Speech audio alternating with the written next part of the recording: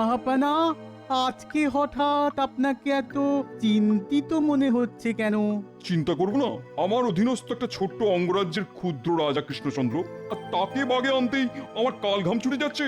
জাহাপানা, কৃষ্ণচন্দ্রকে বাগে আনা তো আমার কাছে কোনো ব্যাপারই না।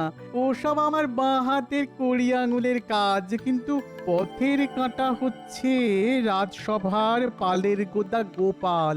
জাহাপানা, একটা ব্যাপার কিন্তু আমি খুব ভালো বুঝি, সেটা হলো কাঁটা দিয়েই কাঁটা তুলতে হয়। আর সেই জন্যেই গোপালকে চমকানোর জন্যে গোপালের থেকেও শক্তিশালী একটা কাঁটার বন্দোবস্ত করতে হবে, আর তারপর সেই কাঁটা দিয়েই গোপালের কাঁটা সরাতে হবে। আচ্ছা উজির, একটা ব্যাপার বলো তো, গোপালের থেকে বেশি বুদ্ধিমান কেউ তো কৃষ্ণনগরে নেই। না, শুধু কৃষ্ণনগর কেন, আমাদের এই মুর্শিদাবাদেও নেই। শোনো উজির, কাঁটাকে তোলার জন্য কাঁটা প্রয়োজন, লোহাকে কাটার জন্য ইস্পাতে প্রয়োজন, ঠিক তেমনি বুদ্ধিকে পরাস্ত করার জন্য বিদ্যে প্রয়োজন। আর এটা দিয়েই আমি বাজিমাত করে দেবো।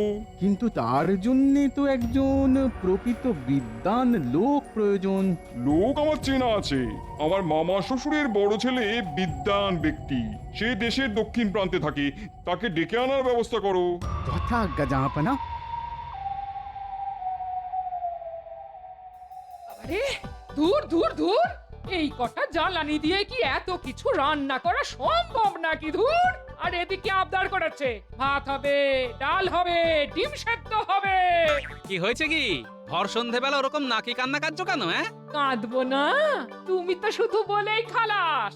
সকাল থেকে বলছি জ্বালানি শেষ হয়ে আসছে, জ্বালানি শেষ হয়ে আসছে, কিন্তু তোমার কোনো ভ্রুক্ষেপ নেই না। এখন শুধু তাহলে নুন ভাত খেয়ে থাকতে হবে। খাবে তো? ওহো গিন্নি, সকাল থেকে আমার অনেক কাজ ছিল, তাই একদম সময় পাইনি। আর জ্বালানি কম আছে বলে শুধু নুন ভাত খেয়ে থাকবো কেন? বলি যথেষ্ট জ্বালানি না থাকলে বাকি রান্না কিভাবে হবে শুনি? বুদ্ধি থাকলে কি না হয়।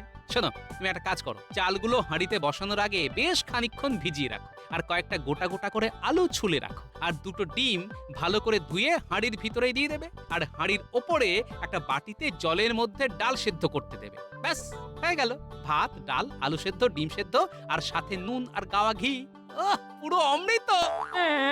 হ্যাঁ নয় হ্যাঁ, নাও নাও নাও, চটপট রান্না শুরু করে দাও দেখি। বাবারে বাবা, বাবারে বাবা।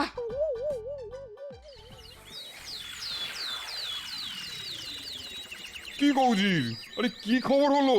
জাহাপানা, আপনার কথা মতো আপনার মামা শ্বশুরের বড় ছেলেকে ডেকে পাঠিয়েছি, আশা করছি এক্ষুনি চলে আসবেন। সালাম ভাইয়া, সালাম। আরে এই তো, এসো এসো এসো এসো। তা পড়াশোনা তোমার শেষ তো? পড়াশোনা কি আর কোনো শেষ আছে ভাইয়া? আমরা যত পড়বো তত শিখবো, তত জানবো। একমাত্র শিক্ষাকে অবলম্বন করেই অনেক অনেক উঁচুতে ওঠা যায়। বাহ বাহ বাহ বাহ বাহ, আমি তোমার শিক্ষার প্রতি এই ভালোবাসা দেখে চমকিত। এবার শোনো, তোমাকে একটা কাজ করতে হবে। কি কাজ ভাইয়া? বিদ্যার ইস্পাত দিয়ে বুদ্ধির লোহাকে কাটতে হবে। হ্যাঁ, উজির একদম ঠিকই বলেছে। শোনো ভাই, কৃষ্ণনগর রাজ্যের রাজসভায় একটা অত্যন্ত বুদ্ধিমান সভাসদ আছে। কে? গোপাল? গোপাল ভাঁড়? কি, তুমি কি করে জানলে? এটাই তো আমাদের কাজ ভাইয়া, সারা বিশ্বের জ্ঞান খবরাখবর সব জোগাড় করি আমরা। বাহ বাহ বাহ বাহ বাহ, এটাই তো চাই। এবার শোনো ভাই, তোমাকে যে কাজটা করতে হবে, আমি আমি এক্ষুনি একটা চিঠি পাঠাচ্ছি, আর তাতে লেখা থাকবে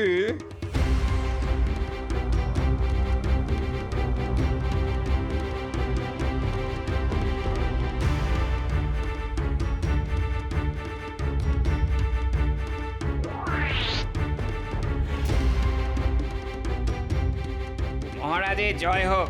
বলো প্রহরী, কি বলতে চাও? মহারাজ, মুর্শিদাবাদের নবাবের দূত কিছু সংবাদ নিয়ে এসেছেন। তিনি রাজসভার দরজার বাইরে দাঁড়িয়ে আছেন। আমি কি তাকে পাঠিয়ে দেবো? আরে নবাবের দূত এই অসময়ে এই মরেছে। ঠিক আছে ঠিক আছে, পাঠিয়ে দাও পাঠিয়ে দাও।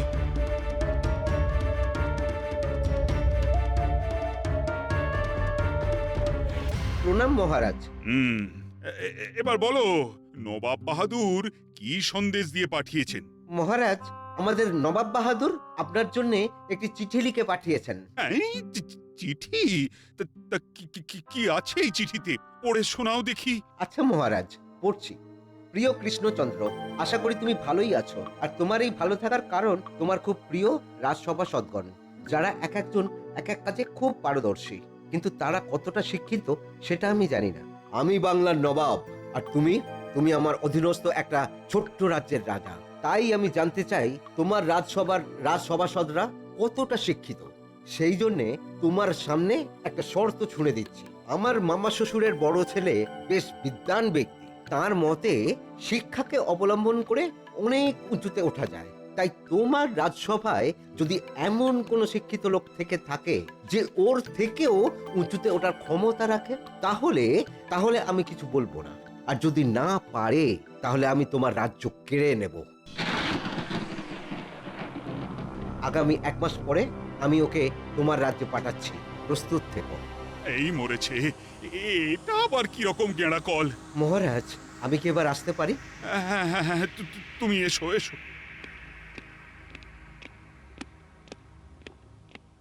শুনেছি নবাবের মামা শ্বশুরের বড় ছেলে নাকি বিশাল বিদ্বান লোক, পৃথিবীর অনেক কটা দেশের ভাষাও জানে। এই জন্যই তো চিন্তাটা আরো বেড়ে যাচ্ছে। কিন্তু গোপাল, এত চুপ করে বসে আছো কেন? আহা, কিছুই তো বলছো না। মহারাজ, ওনার নাম শুনেই তো গোপালের হাওয়া পুশ হয়ে গেছে। না মন্ত্রী মশাই, আসলে আমি তো আর আপনাদের মতো শিক্ষিত বিদ্বান নই, তাই চুপ করে আছি। মূর্খের চুপ করে থাকাই শোভা পায়। তা অবশ্য সৌগতে মূর্খ, যাবত কিঞ্চিত না ভাষতে। পণ্ডিতদের সামনে মূর্খরা ততক্ষণই শোভা পায় যতক্ষণ সে কিছুই না বলে। হ্যাঁ, সেই জন্যে তোমাদের সবাইকে বই পড়ে পণ্ডিত হতে হবে। মহারাজ, আমাকেও কি পড়তে হবে? আমার তো মোটামুটি সব শাস্ত্রই পড়া। সবাইকে পড়তে হবে। আজ থেকে রাজসভা গুটিয়ে তাই সবাই পড়াশোনা করবে। কি মনে থাকবে তো? আর আমাদের সবাইকেও চেষ্টা করতে হবে যাতে বই পড়ে শিক্ষিত হয়ে আমরা নবাব বাহাদুরের আত্মীয়ের থেকেও বেশি শিক্ষিত হব, আর ওনার থেকেও উঁচুতে উঠব। আচ্ছা মহারাজ। আর কালকে তোমরা সবাই সকাল সকাল পণ্ডিতের পাঠশালায় চলে আসবে, আমিও ওখানে থাকবো।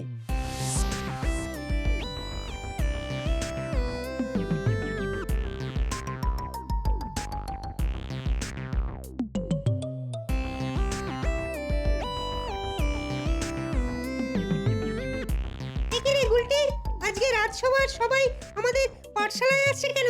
বাবা, একই রে, মহারাজ তো চলে এসেছেন। আজকে আমরা সবাই একসাথে পড়াশোনা করব। মহারাজ, আমি আপনাকে পড়াশোনা শেখাবার মতন যোগ্যতা অর্জন করিনি, কিন্তু যেটুকু শিক্ষা আমার আছে আমি আজকে সব উজাড় করে দেবো। আচ্ছা মহারাজ, সবাই তো এসেছে, কিন্তু গোপাল তো এখন এলো না। ঠিকই তো আজকে পাঠশালার পড়াশোনা শেষ করে আমরা সবাই গোপালের বাড়িতে যাব। হ্যাঁ, তারপরে আচ্ছা সে দেবেন, সবেতে ফাঁকিবাজি। কি গো, তখন থেকে ওরকম এক জায়গায় বসে আছো কেন বলো তো? বাড়িতে তো বাজার কিছুই নেই, জ্বালানিও শেষ হয়ে গেছে গো। এ দেখো, এমনিতেই মাসের শেষ, এখন এত শত বায়না করো না তো। বাড়িতে যা আছে তাই দিয়ে রান্না করো। এভাবে আর কত কিপটেমি করবে বলো তো? জীবনে ঘেন্না ধরে গেল, ঘেন্না। তা রান্নাটা কি করে করবো শুনি? কটা কাঠ, শুকনো পাতা নিয়ে এসো আগে।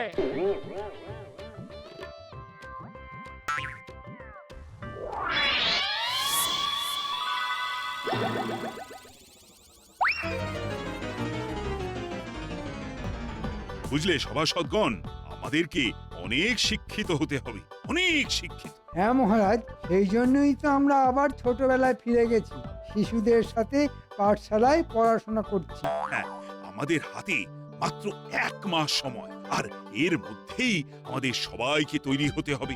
নবাবের বিদ্বান আত্মীয়ের থেকে বেশি উঁচুতে উঠতে হবে যে।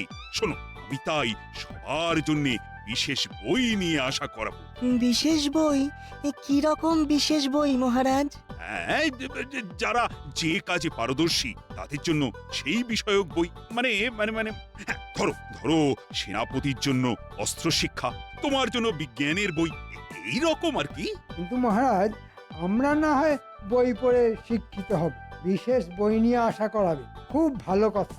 কিন্তু গোপাল যে এত ফাঁকি দিচ্ছে, এই ফাঁকিবাজির জন্য কোনো বিশেষ বই আছে নাকি? গোপালের ব্যাপারটা নিয়ে আমিও খুব চিন্তিত। আচ্ছা, ওকে ডেকে ওর সাথে আমি আজকেই কথা বলবো। মহারাজ মহারাজ মহারাজ, আমাকে ডাকতে হবে না, আমি চলে এসেছি।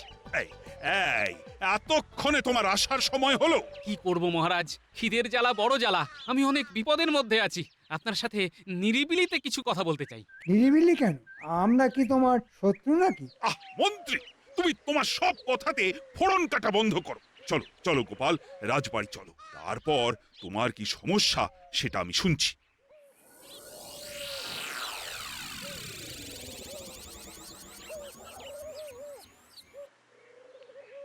বলো গোপাল, বলো, এবার তুমি কি বলতে চাও বলো তো। মহারাজ, আপনি তো জানেন বাজারের জিনিসপত্রের কি দাম, আর এই মুহূর্তে একটু হাতটানি চলছে। তাই বলছিলাম কি, আপনি যদি কটা দিন আমার আর গিন্নির একটু খাওয়ার বন্দোবস্ত করতেন, তাহলে ভালো হতো। ও, তা তুমি এরকম সমস্যার মধ্যে আছো, এটা আমাকে আগে বলবে তো। মহারাজ, আপনি তো জানেন যে আমার বুদ্ধি ভুঁড়িতে, তাই ভালো মন্দ খাবার না খেলে আমার বুদ্ধি আসবে না। আর 1 মাস পরে যেদিন নবাব বাহাদুরের আত্মীয় আসবেন, সেদিন ওনাকে আর হারাতে পারবো না। না না না না, এটা আমার সম্মানের ব্যাপার। আমার সব প্রজাদের অনেক শিক্ষিত হতে হবে। তাহলে মহারাজ, কাল থেকে রাজবাড়িতে খাওয়া দাওয়ার বন্দোবস্ত হচ্ছে তো? হ্যাঁ হ্যাঁ, তোমরা তো দুটো মাত্র প্রাণী, তুমি আর তোমার বউ। রাজবাড়িতে আমার প্রিয় রাজসভাসদ খাবে, এতে আর কি যায় আসে। ধন্যবাদ মহারাজ, আমারও দেখবেন এবার মাথা কেমন খেলে। এ কি গো, সকালে না হয় কোনো রকমে রান্না করে খেলাম গো, বলি এবার তো কিছু বাজারপত্র আর রান্না করার জ্বালানি আনো গো, নইলে তো আমরা না খেয়ে মরবো। আর চিন্তা করো না গিন্নি, আগামী বেশ কিছুদিন রোজ আমরা ভোজ খাবো, এমন ব্যবস্থা করে রেখেছি। মা, তাই নাকি গো? তুমি কি ভালো গো। এরকম পড়াশুনো করে আমরা অনেক শিক্ষিত হয়ে উঠব। হ্যাঁ হ্যাঁ, ঠিক বলেছ, ঠিক বলেছ, এতে আমাদের উপকারই হচ্ছে। মহারাজ, আমি কানাঘুষো খবর পেলাম আপনি নাকি গোপালকে রাজবাড়িতে রোজ পেট পুড়ে খাওয়াবেন। হ্যাঁ, কারণ গোপাল বলেছে পেটের শান্তি না হলে ওর নাকি মাথাতেই বুদ্ধি আসে না। সেই জন্য তোমাদের সবাইকে যেমন বই কিনে দিয়েছি, ওকে তেমনি খাবার খাওয়াচ্ছি। আর কোনো আপত্তি? আপত্তি থাকবে কেন মহারাজ? আপনার টাকা, আপনার খাবার, আপনি গরু ছাগল যাকে খুশি খাওয়াবেন। আমরা তো বানের জলে ভেসে এসেছি। দেখো মন্ত্রী, তুমি এরকম কারণে অকারণে গোপালের উপর আর হিংসে করো না তো। তোমাদের সবাইকে এমন শিক্ষিত হতে হবে যাতে তোমরা অনেক উঁচুতে উঠতে পারো। শুধু এই কথাটাই মনে রাখবে। যথাজ্ঞা মহারাজ।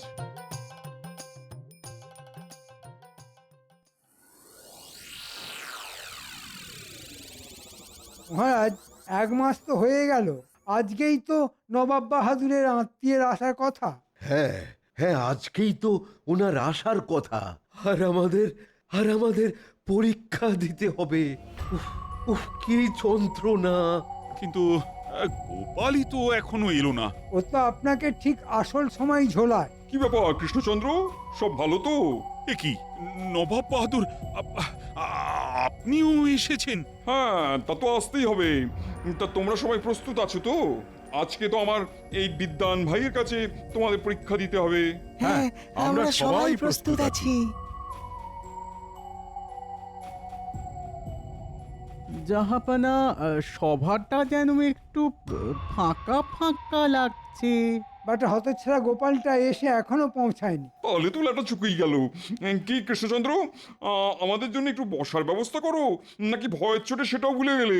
না না জাহাপনা, এ কি বলছেন? এই, কে আছিস? 3টা আরাম কেদারা নিয়ে আয়। আমি শুনেছি মহারাজ কৃষ্ণচন্দ্রের রাজসভায় এক একজন সভাসদ এক একটা রত্ন। রত্ন? তাহলে কোন রত্ন দিয়ে কাজ শুরু করি? হ্যাঁ, এই তো সবার আগে পণ্ডিত। হ্যাঁ, পণ্ডিত। আচ্ছা, শুনেছি আপনি অনেক শিক্ষিত। তা আমাকে প্রশ্ন করার আগে আপনি বলুন তো 15 গুণ 15 কত হয়? 2 সেকেন্ড সময়। 225। খুবই সোজা প্রশ্ন। আমাকে 1 থেকে 100 অব্দি যাকে যা দিয়ে গুণ করতে বলবে তাই বলে দেব।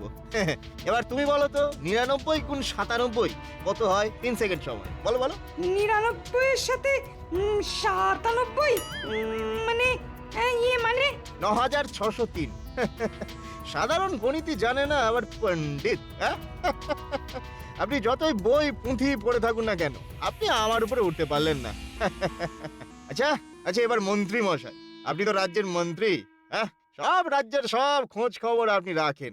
এবার আপনি বলুন তো, এই খামবাজ রাজ্যে এই মুহূর্তে কটা গরু আছে? এই মরেছে। এসব আপনি কি প্রশ্ন করছেন? খাম্বাজ রাজ্যের গোয়ালের খবর আমার জানা নেই। আমি কিন্তু জানি 5997টা। বিশ্বাস না হলে গুণে আসুন। আর হ্যাঁ শুনুন, আপনিও আমার নিচে। কৃষ্ণচন্দ্রের একে একে সব পাতা ঝরছে। শুধু খেলাটা এবার দেখে যাও। আচ্ছা, আপনি তো অনেক বিদ্বান ব্যক্তি, তা এটা বলুন তো কি ভাজলে সুগঠিত শরীর হয়? মুগুর ভাজলে।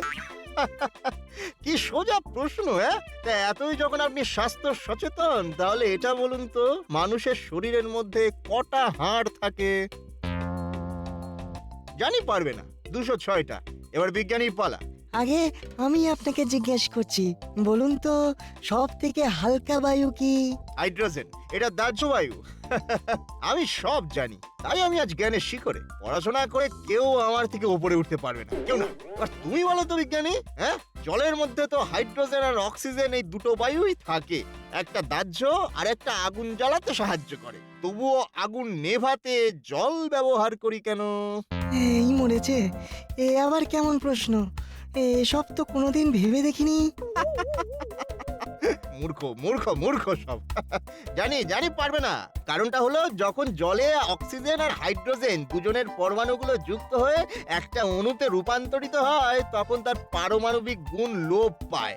আণবিক গুণে সে একটা নতুন এবং আলাদা বস্তু, বুঝলে? মূর্খ মূর্খ মূর্খ সব মূর্খ এখানে। আপনারা সব সব এক একটা করে মূর্খ, বুঝলেন? গলায় ঝুলিয়ে রাখবেন পরের দিন থেকে লিখে, মূর্খ। দূর দূর, সবাই হেরে যাচ্ছে। গোপালটা যে কোথায় গেল? মহারাজ মহারাজ, গোপাল দাদু বলল বিদ্বান হয়ে উঁচুতে ওঠার পরীক্ষা গোপাল দাদু নিজের বাড়িতে দেবে, কারণ গোপাল দাদু সব ব্যাপারটাই হাতে কলমে দেখিয়ে দেবে। এ আবার কি কথা? সবাইকে তো রাজসভাতেই ডাকা হয়েছে। না না, আমি গোপালের বাড়িতেই যাব। শুনেছি সে নাকি অত্যন্ত বুদ্ধিমান। আজকে আমি তাকে হারাবো। তাহলেই বাজিমাত, হ্যাঁ? চলো সবাই, গোপালের বাড়িতে চলো।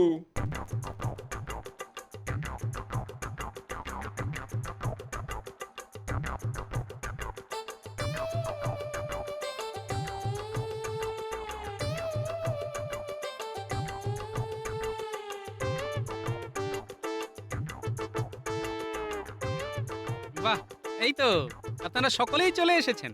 এ কি গোপাল, রাজসভায় না এসে তোমার বাড়িতে ডেকে পাঠালে কেন? কারণ মহারাজ, আমি একমাত্র আমার বাড়িতেই সব কিছু হাতে কলমে বোঝাতে পারবো। আচ্ছা তাই নাকি? তা গোপাল, তোমার পড়াশোনার দৌড় কদ্দূর, হ্যাঁ? কদ্দূর? আমার থেকে ওপরে উঠতে তুমি পারবে, হ্যাঁ? নিশ্চয়ই পারবো। এই নিন, ধরুন, এই বই পড়ে আপনি আমার থেকে ওপরে উঠে দেখান। এটা কি? বুঝতে পারছেন না? নাম তার বই। এসব বই আমার জলের মতো মুখস্থ। তোমার থেকে উঁচুতে ওঠার জন্য এই বই পড়ার দরকার নেই। তাহলে বই না পড়েই উঠুন। আমি তোমার থেকে অনেক উঁচুতেই আছি। তোমার তো শুনেছি অনেক বুদ্ধি, আবার এখন এসব বাচ্চাদের নামতা গণিতের বই নিয়ে পড়াশোনা করছো, হ্যাঁ? তা বলো তো গোপাল, একটা বড় 40 কেজির কুমড়ো 4টে এমন এমন ওজনের ফালিতে ভাগ করা হলো, যাতে দাড়ি পাল্লায় 1 কেজি থেকে 40 কেজি পর্যন্ত যে কোনো জিনিসের সব ওজন করা যাবে। সব ওজনই কেজিতে হবে, গ্রাম বা অন্য কোনো ভগ্নাংশ হবে না। এটা খুব সোজা। 4টে টুকরোর পরিমাপ হবে 1 কেজি, 3 কেজি, 9 কেজি আর 27 কেজি।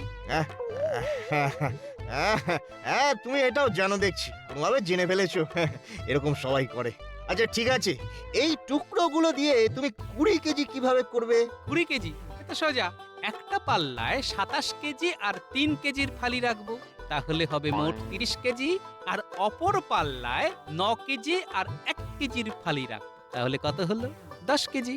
তাহলে যে পাল্লায় মোট 10 কেজি রাখা, সেই পাল্লায় 20 কেজি ওজন কম আছে, তাই আমি 10 কেজি ওজনের ফালি রাখার পাল্লায় 20 কেজি ওজনের যে কোনো জিনিস ওজন করতে পারবো।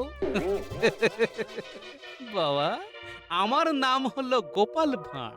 আজকের যুদ্ধে আমারই হবে জিত আর আপনার হবে হার। আমি কিন্তু এখনো হারিনি। এখনো হারিনি কিন্তু। যদি নাই হারেন, তাহলে এই বই পড়ে ওপরে উঠে দেখান।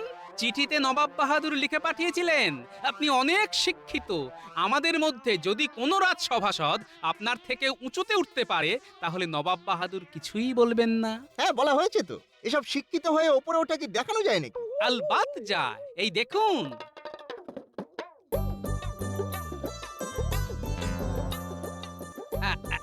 এই দেখুন, এই দেখুন, 2 একে 2, 2 দুগুণে 4, 3 দুগুণে 6, 4 দুগুণে 8। এবার দেখুন, বই পড়ে ময়ে চড়ছি আর ওপরে উঠছি। আপনি হা করে দাঁড়িয়ে দেখুন। হ্যাঁ, এ কি এসব কথা ছিল নাকি? নবাব বাহাদুর, আপনার চিঠির জবাবই আমি হাতে কলমে করে দেখালাম। শিক্ষিত হয়ে ওপরে উঠলাম, এবার ছলে বলে কৌশলে কিভাবে উঠলাম তাতে কার কি যায় আসে। এই মরেছে। নবাব বাহাদুর, গোপাল তো দেখছি আমার থেকেও এক কাঠি ওপরে। ছি ছি ছি, হায় হায় হায়, লজ্জায় লজ্জায় আমার মাথা কাটা যাচ্ছে। ইস, কি কি লজ্জা, কি অবস্থা! ফিরে চলো উচিত, আমরা আবার মুর্শিদাবাদে ফিরে যাই। যতদিন এখানে গোপাল আছে, ততদিন আমরা কোনোভাবেই কৃষ্ণচন্দ্রকে বাগে আনতে পারবো না। সাবাস, সাবাস গোপাল, সাবাস। তুমি পেরেছো, একমাত্র তুমি পেরেছো। সবাই যখন হার মেনে নিয়েছে, তখন তুমি আমার মান সম্মান ধুলোয় মিশে যাওয়ার হাত থেকে রক্ষা করেছো। জয় গোপালের জয়। জয় গোপালের জয়, জয় গোপালের